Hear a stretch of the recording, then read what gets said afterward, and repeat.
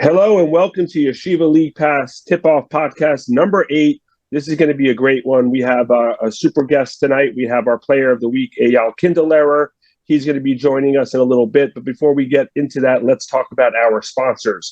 We have coolkeepahs.com and coolfringes.com. They are, as I've been telling you all these different weeks, the place to go to get all your Judaic yarmulkes, learning products, anything you need. They're there to support your weddings, your simchas, get your kippahs, get all the stuff that you need for all of your weddings and stuff. This is a great place to go, and you will be able to do it there. And they have it online as well as in store in Teaneck, New Jersey. And also, we are brought to you by Holy Schnitzel, the place to go to get all your eats, all your food, all your schnitzel, your salami, shawarma, whatever you want. Holy Schnitzel across the country. They are everywhere on Uber Eats, as well as in many local tri-state area places as well. And without further ado, we're going to bring on our player of the week, Eyal Kinderlehrer of the TABC Storm. Eyal, welcome to the show. Thank you for having me. All right. Well, we are happy to have you. And I forgot, I was so starstruck this week. I forgot to mention the one and only, the great Akiva Poppers, obviously, is the man who does it all.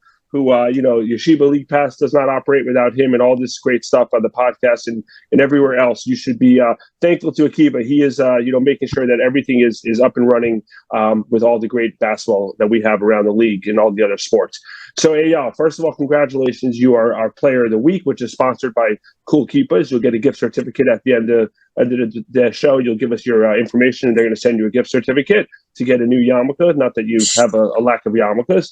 But we're going to get right into it. You guys had a great season. You earned the number 1 seed in the Western Conference. You came out of the gates a little slow as far as what TABC thought. Looks to on a year-to-year basis. So tell us, you had that little slow start, and then you've turned it around, won 11 games in a row. And I think also the big thing about it is, as I've looked at your last 6 or so games, all close, hard-fought games. So tell us about how you guys went from early season struggles to really turning it on and finishing, where you thought you would be. In the beginning of the season, definitely wasn't good. We started 1-2, lost to Heschel first, and then DRS. And no, we lost to. Well, I'm not sure. I forgot. I think DRS first, actually. Whatever, it doesn't matter. We lost those games, and after the first game, we were very upset. Like teams does usually lose in the beginning of the season or whatever. We were getting down ourselves.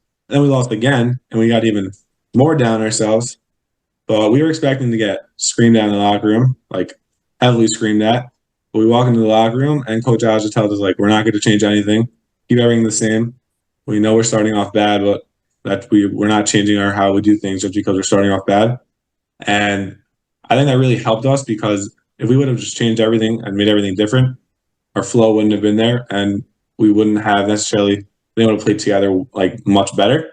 But since we just kept doing everything the same, and our coach clearly still had confidence in us, and we tried to have confidence in ourselves, I think that's when we started getting on a roll, and we started winning games, and we just started playing as a team together much better.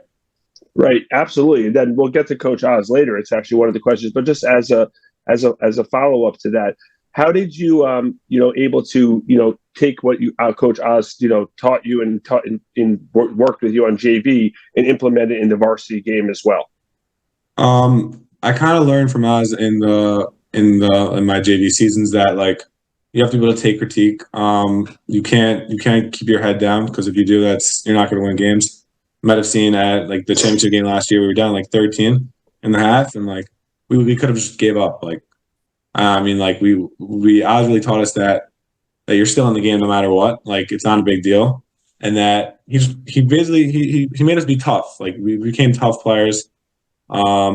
And yeah, he really helped us a lot. Yeah, absolutely. Pop, what do you got for Eyal? Well, on us, just while we're talking about him, I'm curious, what's the mentality which he preaches to you guys, besides for just you're in every single game? What's the philosophy which he preached starting from day one? His main philosophy, I think, is maybe that you have to be tough. You have to be able to take things. If you're not able to take things, you're not going to be able to play. You have to be able to, if you're not playing, or if you're on the bench, you have to be able to be there. You can't be someone on the team who's not in it. You have to be all in. One of his main philosophies is that when we're in the practice, we have a circle in our gym. You always have to be 2 feet in. You always have to be locked in. You can't have your head out of the game. And his philosophies are just always be locked in, focus on what you're doing, and whatever you're doing, just be the best at it. Has there been a situation where he's needed to say like, "Oh, you aren't keeping to the expectations, and so here's the punishment"? Like, what? How does he deal with that? Yeah, in practice, let's say like if we're goofing around or not doing something smart, like we're talking, like he's very big on like when he says stop, you stop, like you don't move. And if we keep moving after that, like we're probably gonna run like a few laps after that. So that's one of his things. Also, like you might see him during game, he gets very mad at us, and that's his thing. Like we have to be able to take that and just be able to understand that he's not doing it because he's getting mad at us, because he wants to actually be better. So that's like his main philosophy. Actually, I think that leads me actually to the next question. So you won the JV championship last year. You said you had a great season, a great championship game. So how going into varsity? So you've obviously been coached probably in high school just by Oz, I believe, from ninth grade until currently 11th grade. So how has that been for the kids going up to the varsity? We saw last year North Shore, they won the JV championship in 10th grade, and then the 11th grade they won the varsity championship. You're kind of in that same situation. So how has that been for guys who were coached by him previously, taking on new roles or new responsibilities in the new season, and ultimately your pursuit of a championship on varsity? You're saying for the guys who have already been playing for him, or yeah, the new guys? Been playing for him and the new guys. Like, how has he been able to implement both guys, into his system? Yeah, so as you see, Aiden Gurin, he never really played that much, but he started to play a lot more. Like a guy like him, like he got it right off the bat. Like we all like for the juniors who like we won last year, and we're very used to like whatever Coach Oz has, and we played a lot last year, so we know his stuff. It was a lot easier for us, and we were able to get things down better. Practices were a little bit easier, and just plays and just doing stuff like that. But for the new guys, it's very tough in the beginning because he's a tough guy. So you have to be able to handle it, and you have to be able to understand that. His really thing is like he's tough on you because he loves you, and also we knew coming in that it's going to be a new team. We're not going to be the same team as we were last year, just having our own juniors playing. We have a lot of new guys who weren't necessarily with him also, and they really did adjust well, and it wasn't like a rough adjustment. Like everyone was able to get it down quickly, and really everyone loves Oz. Like it's great to have him on the team. Yeah, well, actually, you mentioned Aiden. So was he a player on JV? I mean, obviously, I assume he wasn't 6'5" as a freshman, but No. Was he this type of shooter? Because he's got to be top 2, maybe top 1 shooter in the league that I've seen. So tell us about him and his. Aiden's unreal at shooting. It's kind of mesmerizing actually in practice. You guys don't see practice, but we see practice. It's crazy. But I don't think he played. He didn't play freshman year. He didn't play sophomore year. He didn't play last year. I mean, he played in Sour Check. I don't know if you saw. He turned it up in Sour Check, but yeah, this is his first year really playing, and like in the beginning he was struggling a little bit. We went to Memphis and he was a little bit less confident with his shot. But as the season been going on, we kind of just told him like, we don't care if you miss, like just shoot, like just keep shooting, and he really got the hang of it, and he's one of the best players in the league. So yeah, I mean, I think if he hits less than 4 threes in a game, it's a bad game. I mean, because that's just the mentality of him. He gets like 5 every single game for the past like 3 games. It seems like that. The guy catches it and shoots, and kudos to him. And also, that's a great lesson for everyone out there. Like you said, he didn't play a lot during his earlier years, and now he's a top player in the league. So kudos to him. Yeah, we talked a lot about Coach Oz and Aiden, but more about yourself because you're the guy we're interviewing.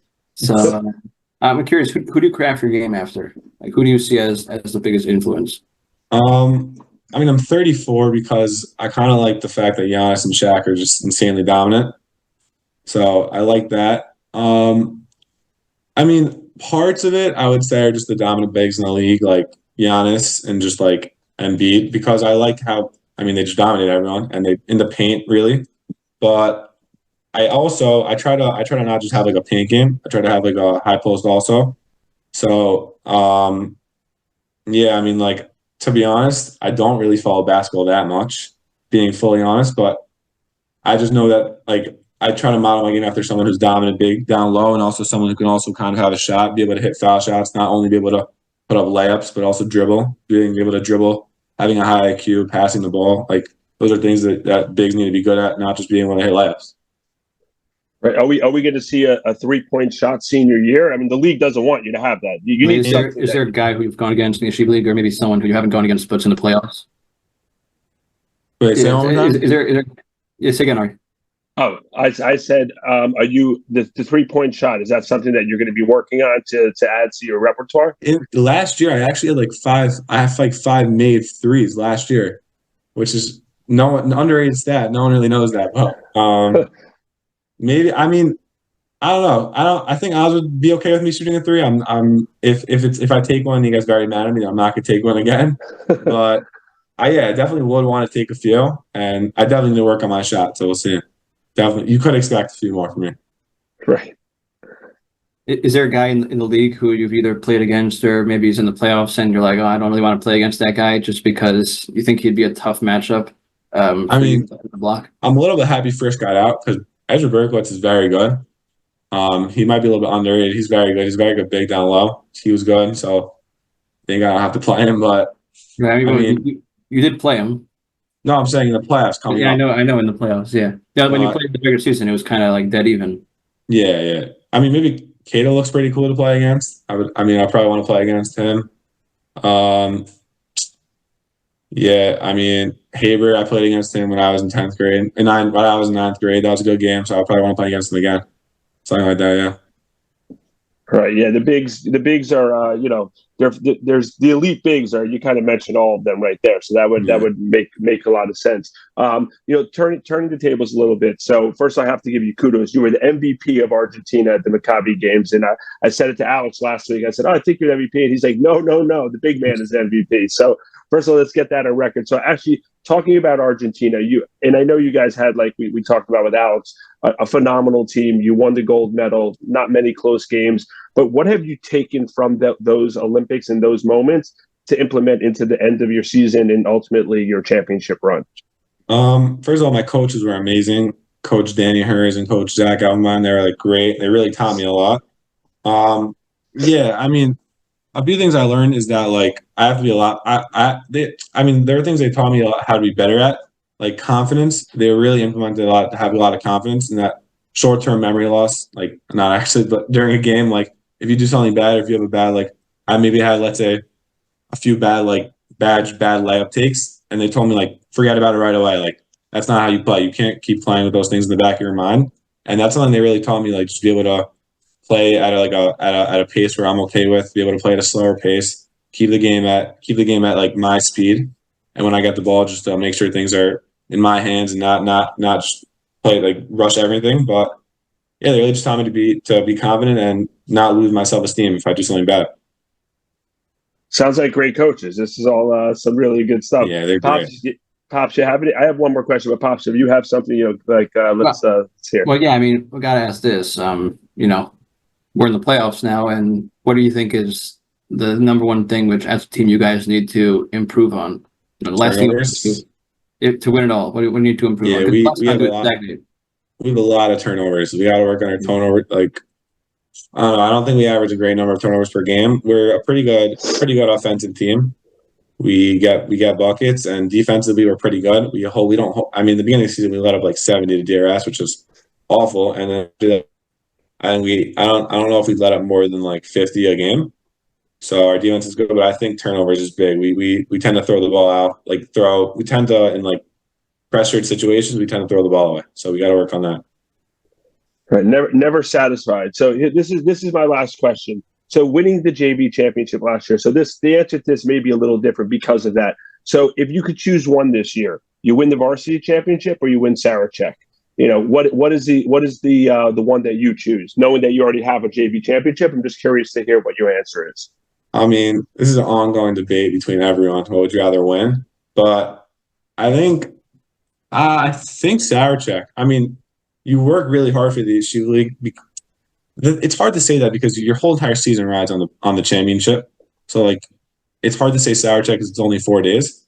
But at the same time, if you win Sarachek, like, what are they going to say? You didn't beat the team from LA. You didn't beat the teams from Detroit. Like whatever the random teams. Like you beat like you won the Jewish tournament. That's So like I think that might be about also knowing that I won last year. But you also want to win a varsity championship for sure.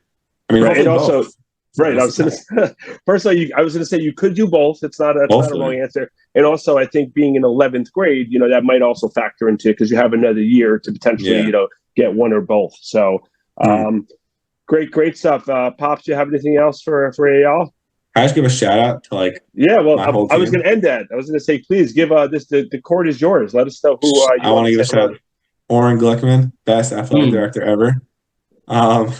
David Sachs, Jonah Mendel, Mitzion Kaiser, Eitan Sulmanov, Gurin, just everyone on my team. If I'm forgetting you, I'm sorry. But Charlie, David, Shaya, Fanan, Sammy. Yeah, I think I got everyone. Wait, Coach Robert? What about Coach Honig? Coach Honig for sure. All right, we wanted to make sure. I think you named everyone on the team, including the people who mopped the floor. So that's good that everyone gets their due. But Eyal, congratulations! You've been a superstar player on the court. Seems like you won off the court as well. Best of luck to the rest of the season, and we look forward to seeing you down the road. Thank you so much. I appreciate it. All right. Just when you thought we only had one player of the week, we have a co-player of the week based on a great season, a huge game. We have Jono Itzhaki, who's joining us from SAR. He is also our Cool Kippahs player of the week. And we're going to get right into it. Jono, first of all, welcome to the show. We know that you're coming off a huge victory, which we'll talk about soon. Thank you for coming on, and thank you for being here. Yeah, thank you. Thank you for having me. It's great to hop on. And yeah.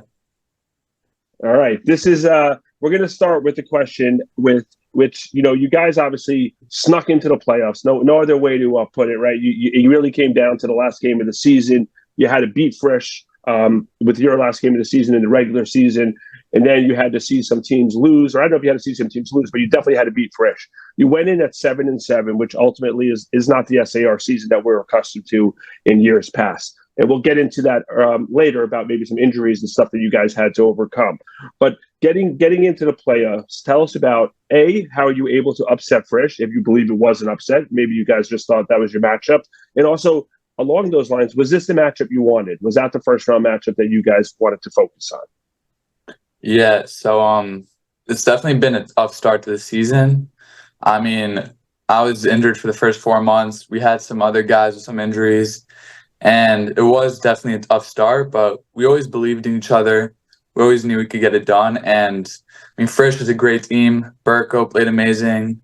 Fishman had a good first round of the playoffs. Schachter's amazing. I mean, they have some really good guys, but we definitely thought we could beat them. We definitely matched up well against them. And I mean, we were happy with the results, obviously. And yeah, we were very confident going into the matchup. Yeah, I mean, like you said, you beat them, like I said, actually, but you beat them at the end of the season. And then really this game was, it was kind of like, I wouldn't say no contest, but it was something that you guys were in control of the entire game. And I don't know, one thing maybe there was some switches on the Frisch's starting lineup.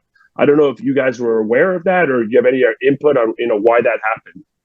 All right, so this might be completely wrong. I heard from my friend Jacob Bukobza that the Frisch coach played the best defensive players versus the best offensive players in practice, and whoever won started, which, I mean, that's just what I heard. But, it was very surprising to have Fishman come off the bench. Also, Roney, he's their point guard. But, yeah, that was just surprising to us. I was definitely confused to start the game. Right. When I turned the game on, I thought it was already 4 or 5 minutes into the game. I didn't realize. Yeah. I'm like, wait, there's two guys who I always see starting, and they didn't. So, okay. I was wondering if that. So, yeah, so that is, I guess it was the matchup you wanted based on the confidence you guys had previously a week or two earlier, knowing that, you beat them in their gym, same scenario, Hawaiian team or not, you guys were ready. And obviously you brought the SAR faithful, showed out at that game as well. Pops, what do you got for Jono?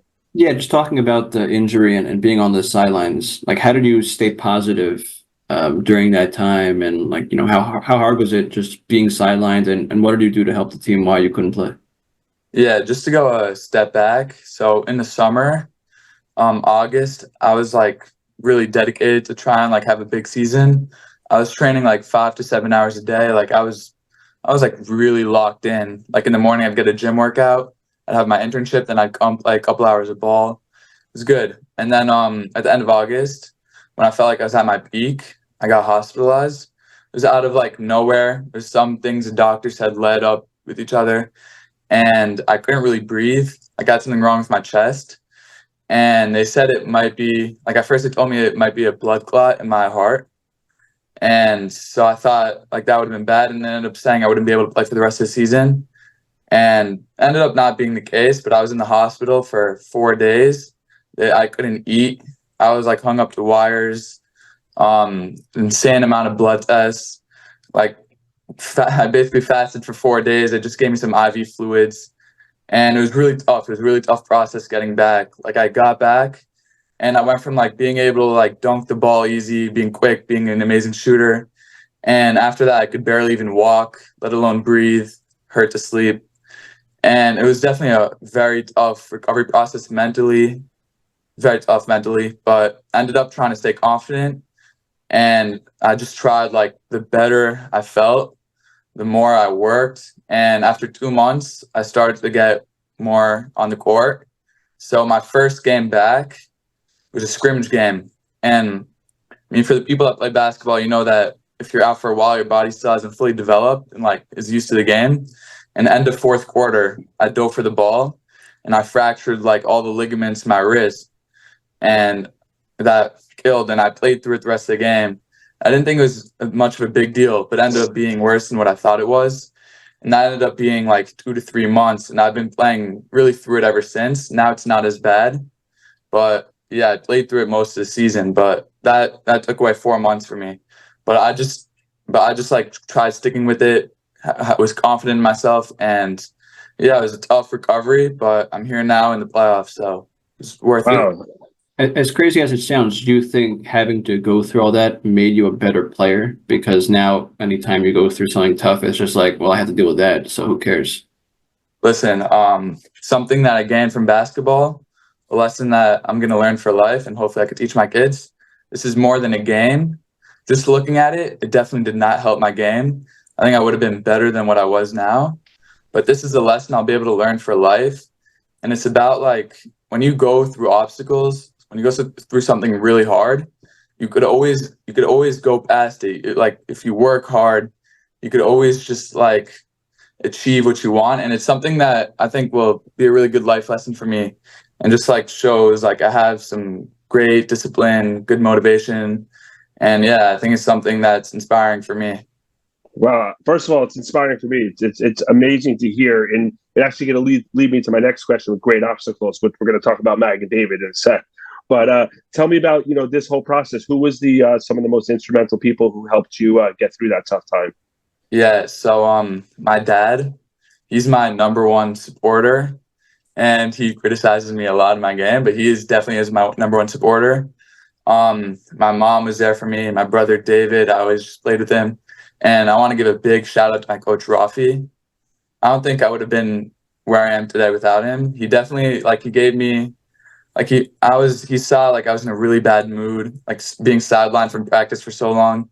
And he brought me to the office, and he had like a very genuine conversation with me. And it was just like it was a very personal conversation, and it just really helped me out mentally, and it helped me get to where I was. So big shout out to him. And yeah, all these people, my doctors, they definitely helped, and my teammates too. Big shout out to my teammates. But everyone definitely helped me get to where I am today.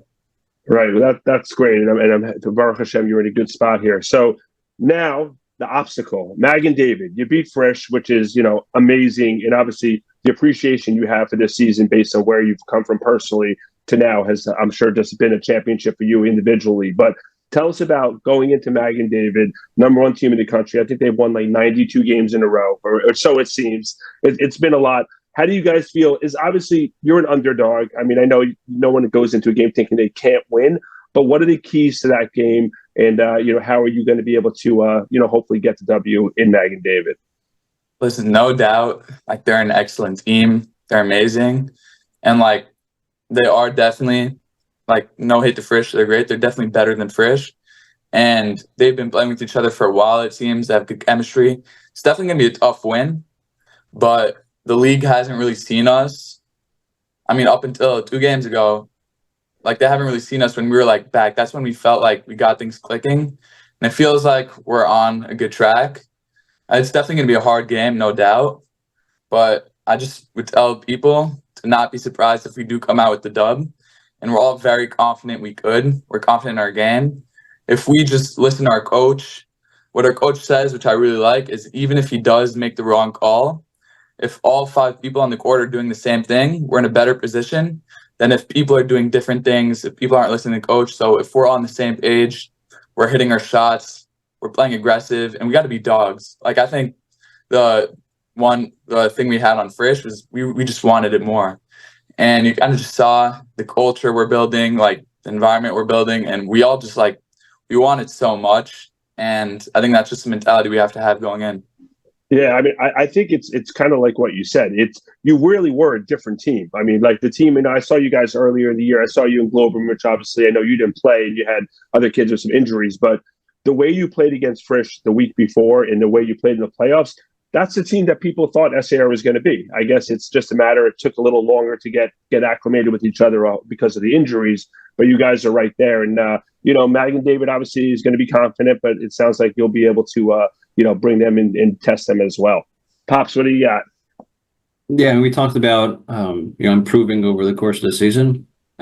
Just kind of individually, we spoke with Eyal Kinderlehrer before, and he was the MVP at Argentina, and you were also there along with Sammy Tepliski, and then Coach Halpert was also there. So, what's the biggest thing you took from that experience, and do you think that experience helped you finish the season strong? Yeah, so it's definitely great being with a bunch of guys from all over the league. Everyone there was filled with talent, and yeah, I've built a lot of friendships there. It was kind of really fun being in that environment. Like, we had training camp, and we'd play for days. And even let's say when my teammates would leave the gym, I'd try and stay, get extra work in. I woke up early, went to the gym, and that kind of just helped my mentality. And it was a great time. But yeah, that tournament, something really tough happened with me. Right before the championship game, I got news that my grandfather's about to pass. And he was a big fan of mine. So I ended up hearing after the game that before the game, this was really tough. And I knew I just had to put this aside in my head for an hour, focus on the game, focus on getting my team a dub and trying to help win. And after the game, I heard my dad said they put on the game for him to watch. And then he was still non-verbal. And they said after he heard that we won, they said he was making some reactions. He was moving, he was breathing heavy. And I mean, 10 minutes later, he ended up passing. And yeah, it was kind of difficult for me after. When we came back from the tournament, we started losing a bunch of games, and it was just hard for me. And right before the Frisch game a week ago, our backs were held against the wall, and I felt like I needed an extra hand. And I wrote my Saba's name on my shoe. And I've had it on my shoe for last week's Frisch game and this week's Frisch game. And it being my 2 biggest dubs in my life. So it really felt like I had an extra hand with me in both those games, and it meant a lot for me. And this season, I'm going to try and dedicate it for him. So that's what I went through in Argentina, but it was a great experience overall. So I guess this is not the senior season that you anticipated, coming in with all these a lot of adversity, which is, I mean, you made me get chills twice during the hearing you speak. That's amazing. And also the beautiful thing is, your parents always get you a new pair of sneakers once, you get through with these. But that actually brings me to my next question, which you kind of already answered. So maybe I'll shift gears. I was going to ask you, what's the most memorable game in your high school career? And I think you kind of said it the last game or two. But tell us about, if that's not the case, but the next question I'll go to is, Yeshiva League, we like to ask this to a lot of players. Who are the 3 toughest players that you played against either this year or last year? Try to keep it this year. We like to get the controversy stirred up when people don't hear their names. But, personally, who are the biggest battles that you look forward to the most? So I'll answer the first question first. So my sophomore year, I got cut freshman year from the team. Sophomore year, I barely made it. I was the last man on it and got no minutes the whole season, but I got JCC membership and started going to the JCC after school every day, playing for hours. And I was told by people I wouldn't be able to start, wouldn't be able to make varsity the next year. It was tough hearing that, but I just kind of noised that out, and I kind of stick through it every day, just sticking to what I had to do, sticking to the grind, hitting the gym. I ended up putting on almost 50 pounds in a couple months. And I was like a really skinny kid. And I finished the season as a starter. And I had a big game in Boca. And when I came back, we had a playoff game against JC. No, yeah, JC. And I had a big game, and it was my first game as a starter ever. And that meant a lot to me. That my coach, Mr. Courtney, he's my college counselor, great guy. He had a lot of faith in me, and he had enough faith for me to put me in the game, in the playoffs as a starter. So, yeah, that was definitely one of my more memorable moments. But, yeah, these past 2 games were definitely my biggest wins and things I'm most proud of. But the 3 guys that are toughest to face against, one, Benny Keita, he's definitely very athletic. So, because when you're playing against him, you can't, like, for me, I could usually go up on anyone very easy. But for him, you have to be a little more cautious because he's really good at blocking the ball. So Right, because you don't want to be on plays of the week, based on we've seen that a few times. Yeah. So yeah, you definitely have to beware of like his athleticism. So I put him. Burko is very strong, Ezra Berkowitz. Like, like sometimes like I'll try and the ball in the post backing him down. He's very strong. He's like a big guy. So he's a good shooter. He's good. He was tough. So I'd put him at 2. And the third toughest guy to play against. I can't really think of one right now. Yeah, all right, it's definitely 2 I'd put. I know John Rosen, Right. YMC. Hmm? The shooter from YMC last year. YMC, is that the Baltimore school? Yeah. Yeah. He, like, for me, I wasn't matched up against him. I know. But yeah, he definitely hit us that game. But that was also, like, to answer my question before, that was definitely probably up there for my top 3 biggest games ever. I come in, didn't get that many minutes, but I came in the 4th quarter and hit 2 games stealing shots. And that was just like something I'll remember forever. That was in Sarachek. And on that Sarachek note, me and my teammates are very disappointed that we didn't get invited this year. And we definitely do think we could have made some noise in the tournament. But it's tough. It's tough we didn't make it. So, I mean, backs against the wall against Magen David. This is our last chance to prove ourselves. Yeah. Right, well, there you go. By the way, if you win the Yeshiva League Championship, maybe the committee will send the plane to you to bring you out to Sarachek. But look, you said it's a lot of different things, but it sounds like from where you started to where you are now, I mean, the season is, it's like icing on the cake. So I think Pops has one more question for you. Well, I mean, I was going to ask with Sarachek, but you kind of talked about it. But like, what was your guys' reaction to seeing that you weren't in the field? And like, does that, even though it's totally unrelated to the game against Magen David, does that give you extra fuel? Yeah, I mean, when we heard about it, our guys were kind of like, we're all disappointed because as I said before, we had a tough start to the season. We had injuries, and now it feels like we're getting it all together. But it feels like it was too late for that. And Sarachek, I mean, it's a great time overall. Like, it's a great experience, and I really do wish I could have been a part of that. And I think we should have. But as you said before, if we win, maybe we could get a free ticket in. But it definitely motivates us even more.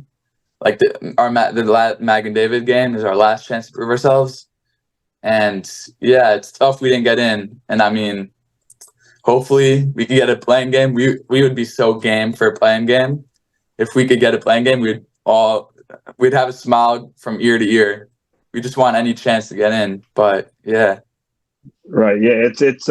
It's a tough process. I mean, everyone, that's one of the things everyone shoots for to get into Sarachek. But thankfully, you at least had that taste last year, which, look, a lot of kids go through 4 years of high school, they never get in. So, I know it's not the answer and stuff that you want to hear, but at least you did have that opportunity to last year. I just had one more question. And we talked about this with Roni Uman and other teams who have a lot of rivals. So SAR, you guys have a lot of rivals, different schools, different teams. They all come for you and you guys get up for other games. Which is, in your mind, the biggest rival that you have? You're going to say no answer wrong. You're not playing them again. So which is the biggest rival, and you rather play them at home or on the road? And, why is that?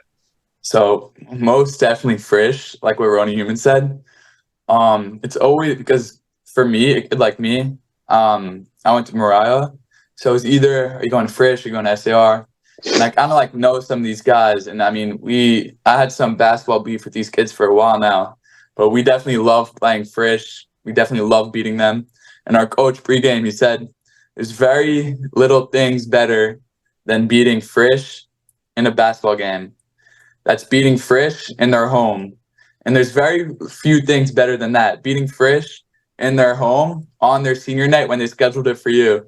And like we kind of all just got really hyped. And the game after that, Yeah, he's then like, you topped it. the game after that, he's like, wait, I forgot one thing. There's nothing better than beating Frisch at their home and sending them out for the playoffs. So that definitely got us all hyped up. But yeah, they're definitely our biggest rivals. And shout out to the SAR fans, everyone there. It felt like we were playing a home game. I'm not gonna lie. The kids there, like they're chanting like Shiloh, Sani Frisch, like all these different like funny chants. And it kind of just like kept us going. And I mean, we're definitely the school with more ruach. We definitely have more hype than they do. And it was just really fun beating them in their home. And I'd much rather play in their home than ours. It's just like, it's so cool. Like, it's so cool being like in an away game and it feels like a home game. Just like the Brooklyn Nets at the New York Knicks. Right. Just like the Knicks at the New York, Brooklyn Right. Nets Stadium. I think one of my favorite chants now is when they do the MVP to Teplitsky for winning the MVP in Argentina. I'm like, I was listening to them; they were great MVP. I'm like, why are they calling him MVP? And then it clicked that because he was MVP in Argentina. Big stuff.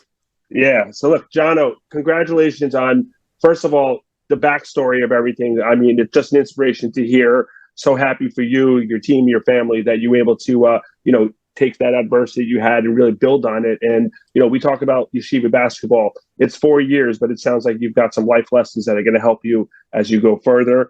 And speaking of go further, go get at Magen David. Good luck to you, the rest of your team. You're our Cool Kippahs Player of the Week. We're going to get you a gift certificate via Cool Kippahs. And we wish you the best of luck on the rest of the season. Thank you so much. Also, another thing, I just want to give a shout out to my school, SAR. I think if any parents reading this or seeing this, I highly suggest sending your kid to the high school. The faculty is great. We all love each other. It's a great environment. And another thing to people watching this, no matter what anyone tells you, no matter what happens, don't give up on what you could do. And, there's thousands of people that are obsessed with this game. It just means a lot that you guys interviewed me, and I really appreciate it. And it just like shows me that my work paid off. And yeah, I really appreciate you guys inviting me on this interview. All right, Jono, I'm your number one fan. I'm rooting for you to win. You're awesome. Great stuff. And again, best of luck and keep climbing, keep soaring. Thank you so much. And without much further ado, here are our plays of the week. Yeshiva League Pass top plays beginning in 3, 2, 1.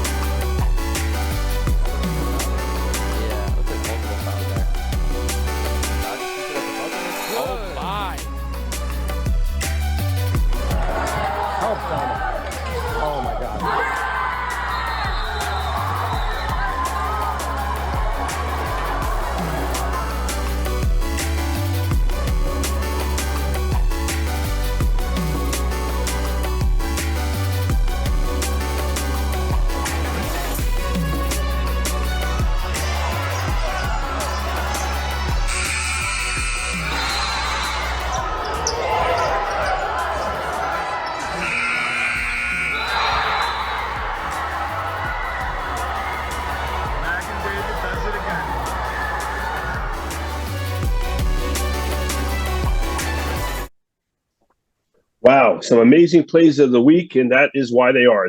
Excellent stuff, excellent submissions, and we go through it, the committee votes, and those were your plays of the week. Now we're going to get into our Holy Schnitzel. games of the week, which this week it's going to be all our playoff matchups, our first round playoff matchups.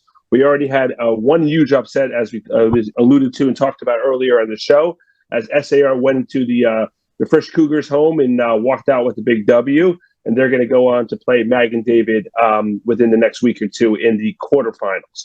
So now we're going to break down the next couple of games. We're going to give you our picks, a little breakdown of what we expect, what we like to see. And the first one we're going to start with is a rematch of a rematch. It's the North Shore Lions taking on the DRS Wildcats. This game will be at North Shore. They finished up the season playing each other twice in a row, and North Shore came out victorious both times, one in, I believe, double overtime, and another game where they were victorious by both victories were in single digits. This is going to be a great game. It's going to be a battle that, they've seen each other a lot of times throughout the course of their seasons, back in 11th grade and now 12th grade for all those returning players. This is the 4-5 matchup in the Eastern Conference. You're going to have at North Shore, we've talked about them, the big three rounding into form, been healthy now for a while, clicking. And then you got DRS with, Joseph Aaron, Aiden Buchbinder, and a host of other, really athletic kids. Pops, I'm going to let you start. What do you see in this game? Well, before we go to this game, we got to talk about the last time we picked the games of the week. Correct. That means you got it right and I got it wrong because I didn't bring it up, obviously. I got the TABC one right. Yes. What was the other one? Was there another one we did? We did. We both did. We both got it right. It was North Shore Magen David. And we both picked Magen David. Right. We said it would be a close game, and I think it was. It's been so long ago, so many games ago. Both the times they played were single digits. So yes. You did get the TABC. I think I had the TABC losing. You had them winning by 3, and I think you hit it right on the head. Something like that. Yeah, but I think we're tied now. But you have the tiebreaker. So as we go into playoffs. So now on to North Shore again. So I guess I picked against North Shore last time. I'll go with North Shore this time. I know the phrase, it's hard to win 3 times in a row against a given team. But North Shore's been there before, done that before. They're playing quite well right now, and the game is at their place. So really no reason for me to consider anything else. Even not saying that there's not a very good chance DRS wins the game, but it's just logically, I don't see any way to not pick North Shore here. Right. I would say if you had to say, if there were Yeshiva League odds makers, I would say North Shore's probably favored by 5-6 points, in their gym based on their history they've had the past week or two. I'm kind of torn as I talk it through. I'm actually thinking I'm going to pick DRS. And it's a little bit of a surprise. I know it's a 4-5 game, so obviously they're record-wise, they're probably, very similar. I just feel like DRS, having lost those 2 games, is just going to maybe be a little more ready for it. North Shore may be looking past them a little to see who their next matchup is. Again, I think it's a 50-50 game. I could see obviously either team winning. I don't think it's upset either way. I just think DRS wins this in a close game, by a few points. I think just based on the will to win, based on the recent defeats, that's going to propel them. And my pick is North Shore. You got DRS, and obviously we know all the key players in the game. And the opposite. All right, I'm sorry. I pick DRS. You pick North Shore, and that is our first game, and that's how we see it going. Our second game is another 4-5 matchup. You have the Heschel Heat hosting the Ohr Yisroel. What is Ohr Yisroel? Flames? The Flames? The Flames. Oh, there's a lot of fire. The Heat and the fire in the Flames. So this is also a rematch. They played each other earlier in the season, I believe. Obviously, Ohr won. I'm sorry, Heschel. Who won? They played both. They played 2 times. Ohr won Heschel won the first time in double overtime, and then Ohr won the second time by like 10 points. Okay, so there we go. It's another double overtime game like North Shore DRS had. So this is going to be a big game. This is Ohr Yisroel. First of all, congratulations to Ohr for getting their first playoff opportunity in the school's history. So that's a great job by the team and Coach W. Foreman. Really kudos to them. And Heschel, who started off strong, kind of teetered out a little at the end. They had a shocking loss at the end of the season to Hank. They had a big win against SAR, and then they followed that up with a loss to Hank, which I don't know. I didn't watch the game. I don't know if they're resting some starters or They were doing some playing. things different. They were playing. Okay, so that's not going into the playoffs on a high note. This is. I'll go first for this game with my prediction. I think this is going to be a really good game. I want to pick Ohr. I just want to pick them because I think that they're just, they're kind of more the dogs in this game in my estimation. And you know what? I'm going to pick them. I'm going with Ohr.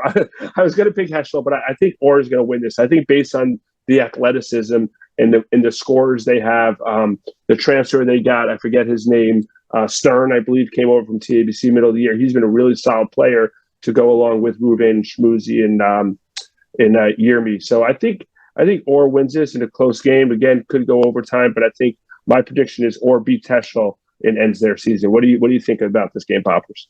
Yeah. Heschel's kind of in a slide. I mean, I guess at least on the last game, and even they beat SAR, but before that they beat MTA by 3. So like it's not like they were blowing teams out. And Ohr just smacked Hillel on Hillel senior night. So they won by 40 or something like that. And like Hillel at the beginning, they're playing their seniors, but then they got down. They didn't just keep their seniors in. They played their best players after that, and it just Ohr was hitting everything. With that said, I'm gonna pick Heschel. I'm probably gonna catch a lot of heat for it, no pun intended, from the Ohr faithful. I know last time I said if these teams played again, I would pick Heschel, and then they played again and Ohr won. So my bad on that one. All right, I think that went viral. I think that was like a clip. Yeah. The reason I'm going to pick Heschel is because defense wins. When it comes to the big games, defense wins. And I guess they didn't do it against Henk, but Heschel is the better defensive team. I don't think there's any doubt about that. And then, I mean, when it comes to how they play offensively, Ohr just plays better. They have great chemistry. They're working really well offensively now. But Ohr's got to go on the road here. And Heschel will have a good crowd. They'll definitely have a nice home court advantage. Yeah, look, if Ohr's hitting the shots, they're just going to win. But I do think that Heschel is going to escape here. I guess going against you for the second straight time. So, yeah, seriously. Go 3 for 3. It's amazing we get along so well when we just constantly on the other ends of our predictions. Yeah, I will note right now in the playoffs, the home teams are 0-3, 0-1 in the basketball playoffs, and 0-2 in the hockey playoffs. Just saying. And then home court disadvantage. Disadvantage, right? And right now you're picking the 2 road teams, and I'm picking the 2 home teams here. Right. All right. There you go. So there are 2 games, different opinions. In our last game in the first round is going to be Waterbury Wolfpack going to HAFTR to take on the HAFTR Hawks. They played each other twice this year, and with most of the games with Waterbury that they played, they stay with you until about the fourth quarter. And then that 4 to 5 point swing goes into a 15 or more. Right. HAFTR has just had a really good game against Magen David to end the season. They gave them a scare. Were not victorious. The big question with HAFTR, as we've talked about, is Peter Drucker. Is he playing? Is he not playing? We don't know. Is he saving himself a sour check? I don't know. I mean, he's saving himself for the All-Star game. Right, exactly. I don't know, but he's been on the sideline with an injury to his knee or ankle, I believe. But I think that HAFTR wins this game. I think they have the firepower with Kevin Levy to get it done. And I think that it's going to be a game. I don't think it's going to be a 15 to 17 point game. I think Waterbury's going to bring a lot of fans to HAFTR. Being it's a playoff game, they generally pack the house when they go on the road, especially in big games. But I think pack the house, no pun intended. Right, exactly. There we go. It's good. We could put a T-shirt for that slogan. Yes. But I think HAFTR wins this game by 10 to 12 points. A lot of time during the game will be a close game, but I think they ultimately take the victory. Yeah, all right, we can agree on this one. Yeah, I guess that means I'm taking all 3 of the home teams. Yeah, I mean, even without Drucker, I think HAFTR is the better team. But I mean, yeah, Waterbury played them really well. Yeah, they really did. They were close until the end. And that was when Drucker was healthy too, I believe. In both times, or definitely the first time at least. I think he was definitely in the first game. I think he got injured in the second game, near the end of the game. So I think that was when he got hurt. So he definitely has been around for those big games. But yeah, either way, I just think in terms of the overall chemistry, the HAFTR guys are better. I think HAFTR is just a better team. I think the records reflect that. And so, I'll take HAFTR to win this game. All right, there you go. We finally agree on something. So we got North Shore DRS, we have Heschel Ohr and Waterbury HAFTR. Great first round, and also congratulations to SAR for punching their ticket to take on Magen David. So those are Holy Schnitzel games of the week. We're going to be back, in a week or so to preview the next round. I know we'll see when those games take place, and who our player of the week will be. We have a lot of big games coming, so we'll see who steps up. And also, just wanted to give a quick shout out, Eyal Kinderlehrer, who announced all of the people who helped. All the shout outs. He wanted to get every one of his teammates involved, and it's a lot of pressure, and he can perform under the pressure. But a special shout out to a couple guys he just forgot to mention: Yakir Adams, Avram Shore, and Jacob Solomon. So those are part of the teammates that helped him get to the player of the week. And that's a wrap on the Yeshiva League Pass tip off podcast number 8. Playoff time is here. We are excited to see the games that take place and all the great action that's going to be determining who's going to be the Yeshiva League champions. And we wish everyone the best of luck. Holy Schnitzel, coolkeepahs.com, coolfringes.com. Thank you for your sponsorship. And we look forward to seeing the outcomes on the court, and best of luck to everyone on their playoff runs.